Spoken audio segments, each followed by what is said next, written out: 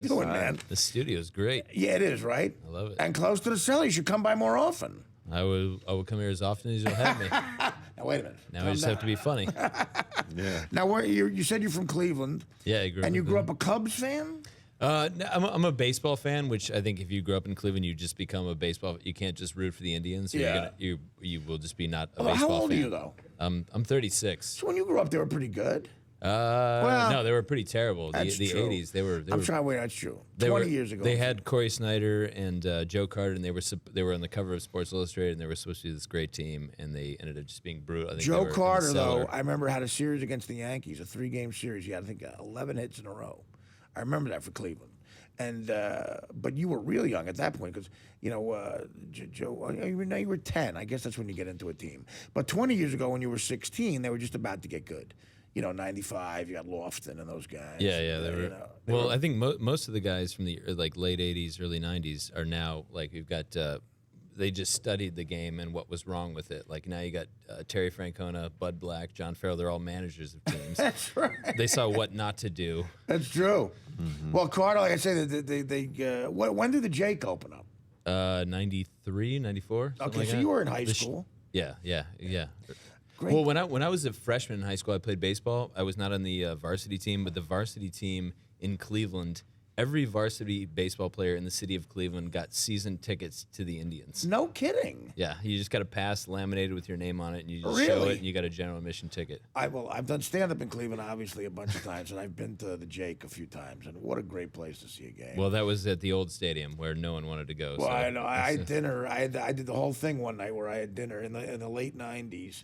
I played Hilarities. Yeah. And or the Improv, no Hilarities.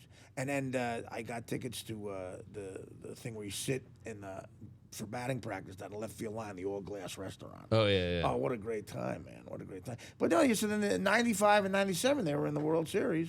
Were you still living in town by then? No. You probably graduated high school right around then. Yeah, I went down to Columbus and went to Ohio State. So. Oh, you did. Yeah. But now, what year did you graduate high school? 95. The year they were in the series.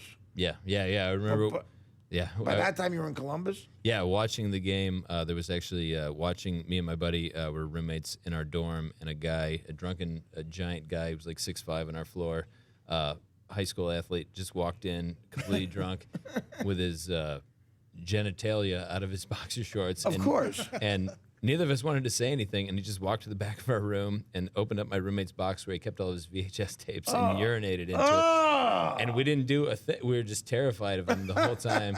And it turns out he was just blacked out. We got him in all kinds of trouble, almost got him kicked out of school. Now we're good friends with him. But he thought it was a toilet. It was just one of those old file boxes, and he just lifted up the lid on it and just... Oh, man, went to town. I've been there. Well, listen, I don't know. I think I like the Indians. Cleveland and Detroit, I have a lot of respect for. I admire, the people who stick it out there, So people opposite of you who didn't leave town. What about the Browns? Well, the Browns, I was never a Browns fan. Never? Okay, well, Nah. good for you. Who'd you like in football? I liked the Bears. That was Wow, the so you local just team. total Chicago guy. Yeah. Well, Grace and Now, the your Bears, hero, so- Mark Grace, I'm sure lived with our guy, Danny Filato, and got a ton of ass. I know. I was hearing about that. Yeah. And did Dan tell you there was a threesome once where Dan actually had sex with Mark Grace? That is not true. I'm That is not kidding. true. Everyone knows I'm kidding. Calm down. It was actually, Boschetti doesn't. It was actually Sean Dunstan. We'll bring it up next week. Tell Dan, I'm not going to, say anything. Whatever Artie thinks might be the truth with you. I'm not really sure. But, What? I know Dan's as straight as an arrow. He's not, he's.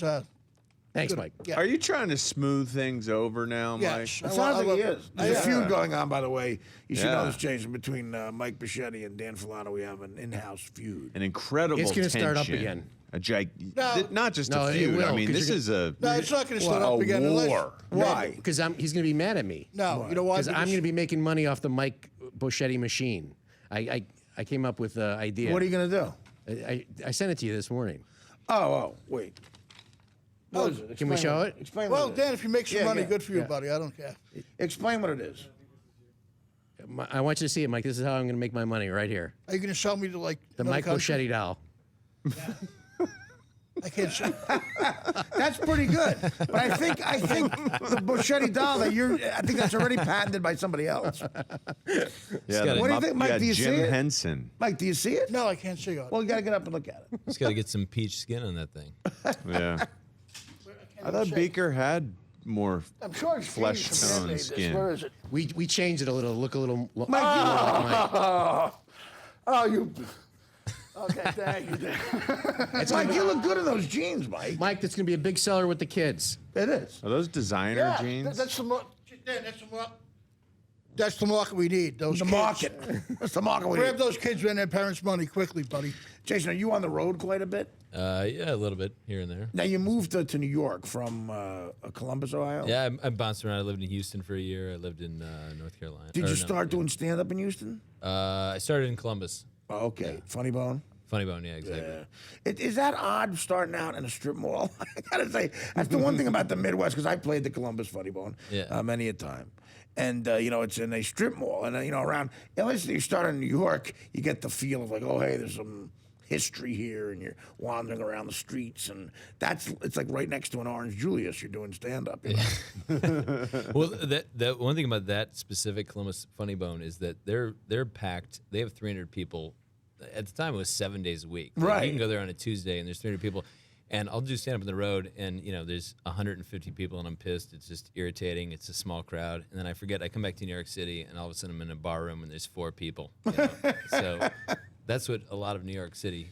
That's what The happens. clubs. That's what happens. Well, because the open mic stuff, and you do the cellar. I do not do the cellar. I just hang out at the Oh, cellar. you do? I eat Oh, the, okay. I hear. Well, that's a move a lot of guys have. That helps, though.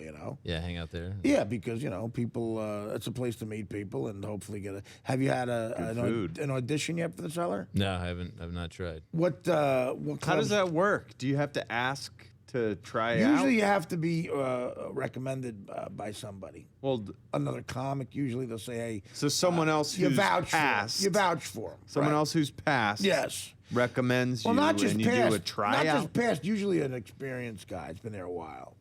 But sometimes just past. Well, then how do you try out by doing a set like Right. with a real crowd, or do you Real do a crowd. set for your? Yeah, usually they throw you into the fire. I think it's like a Friday night Right. late show where Like it's 1 a a.m. drunken, rowdy, and Right. they want to make sure you prove yourself. They want to see how you could do. Yeah, it is. It's nerve wracking because it is a tough Yeah. club. It Well, it sounds- took me 2 years, man. 2 years to pass there. It is what it is. You're doing the right thing. So though. what happened?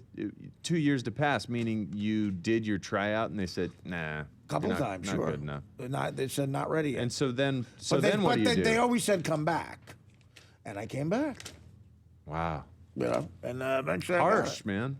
Well, no, it's the real world. Yeah. It's not like the soccer you used to with your kids where they don't keep score. You know what I mean? It's I like- keep score. Yeah, but All your right? kids, I keep they score. believe me. And my I found kids out keep when I went score.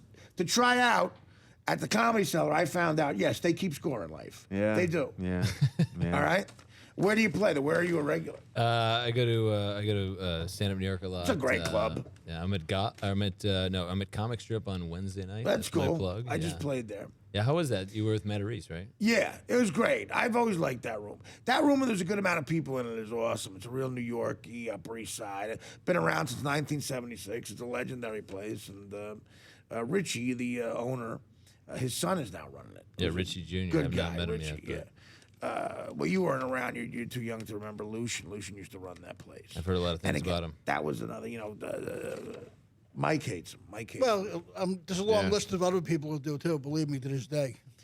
I heard one thing. The positive thing I hear about Lucian is that he gave everybody like direct criticism, where no one in comedy will criticize anybody. They just go, you're He was pretty white. to your and then- face. yeah, and He was they- pretty to your face. yeah, he would tell you what the problem was, and then Well, sometimes the problem would make you furious. Though you go like say someone like me. It took me 6 months there, not quite as long, and only 3 auditions. But the first couple of times he said, "I already got an Italian guy who's like got the Jersey thing."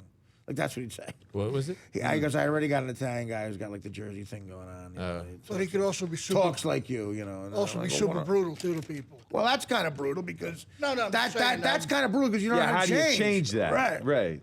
You are Okay, I'll become French. right. He's criticizing the very essence of what you are and Right, what and then makes eventually, you. well, what he's saying is he's throwing down the gauntlet. If you're going to be like this other guy, you better be funnier than him. That's the thing. You know, so So then you beat the other guy out. eventually, that's You what took happened. it as a personal challenge, and you beat him in a face-to-face competition I to think the I death. think the other guy died. And I moved to L.A. So do you play the strip? So when are you playing the strip company this weekend? I'm going to be there Wednesday night. That's cool. Yeah, there's an hour open bar after the show too. Oh, yeah, so there that's, you go. if anyone wants to come out. I might be the single solitary reason why they changed their policy with comics drink free. I think I used to do like a Monday night spot there at like 8:15. There'd be 4 people there, and I'd stay till 2 a.m. drinking Absolute on the rocks with shots of top shelf tequila, and they would break even for the night. They go, all right, listen, we got to talk. That's what happened. Not a true story. Lucian actually. All right, we should talk a little bit about this. No, Artie, because I mean, he gave a lot of people a hard time in the beginning until they got on television, like everybody else does in this, really, sometimes. Well, that's what I mean. I don't think the thing is, Mike, to be mad at him specifically, I think is kind of sour grapes just because I don't think he was any different than a lot of people. The worst to this day I've ever had was Marge Friedman, Bud Friedman's wife, who got the old Improv in New York. Oh, Silver. Silver Friedman. yeah, but when Bud she was not- went, when Bud Friedman went to L.A., Silver got the club in the divorce. And the first time I ever did stand-up, I was 19, July 12th, 1987. And I did a Sunday night late in front of a real crowd. And I went up to her and I said, do you have any notes for me? And she said, I only give notes to people who passed the audition. Goodbye. Oh, God. That's what she said to me. Yeah, what like, an animal. Really, that's I wanted to strangle her. But what do you got? I was 19. I was proud I got on stage, but that's, again, it's life. Oh, but she was brutal to a lot of people. Bud passed me in L.A. He was better than me than her. Yeah, well, I passed, I never passed the Improv in L.A. or New York. The way I like to pass. When I got out to L.A., I was doing Mad TV, and I got spots because I was on a TV show. But I know the one in New York closed before I could get a chance to pass. We're gonna take a break. We'll come back. How do we find you on Twitter? Dr. Jason Kanter. Are you a AKA. doctor? I'm not a doctor. I took it. My grandfather used to call himself a doctor and get reservations at restaurants, and he would park in Beautiful. Good idea. doctor spots at hospitals. So That's a beautiful It's an idea. homage to him. I got to think of that. Although by this point, a lot of people know I'm a slob and not a doctor. Dr. Jason Kanter. So at Dr. Jason Kanter? Yeah. Beautiful. I respect that kind of slobbery. We'll be back with the Artie Lange Show right after this.